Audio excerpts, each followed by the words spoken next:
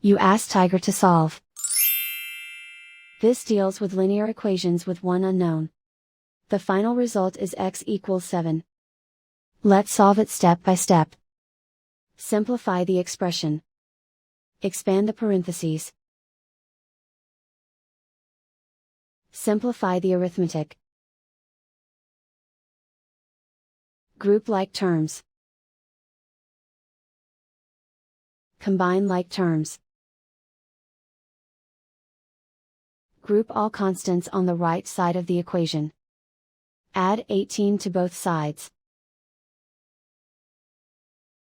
Simplify the arithmetic.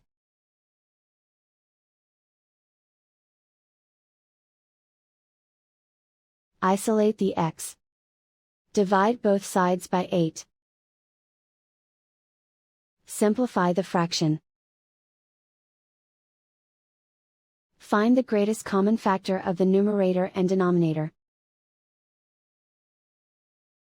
Factor out and cancel the greatest common factor. And so the final result is x equals 7.